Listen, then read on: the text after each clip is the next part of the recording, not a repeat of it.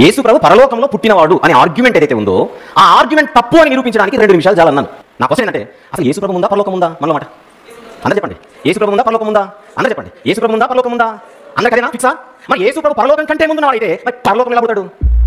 యేసు పుట్టక ముందు పరలోకం లేదు. పరలోకం పుట్టింది ఎప్పుడు తెలుసా? యేసు పుట్టిన తరువాత. చాలా మందికి తెలియదండి. డైరెక్టర్ గారు ఎప్పుడో చెప్పారు ఇవన్నీ, ఎవరికి ఎక్కవు. డైరెక్టర్ గారు ఎప్పుడో చెప్పారు ఇవన్నీ, ఎవరికి ఎక్కవు. యేసు ముందు పరలోకం లేదు. స్వర్గము, హెవెన్ అంటారు చూసారు, ఇవి లేవు. సామెతల గ్రంథం 8వ అధ్యాయం 31. ఆయన కలుగజేసిన పరలోకమును బట్టి దేవుడు ఏం చేశాడట? పరలోకం కలుగు చేశాడట. ఎప్పుడు? కలిగి ఉన్నదేది ఆయన లేకుండా కలగలేదు. యోహాను సువార్త 1:2.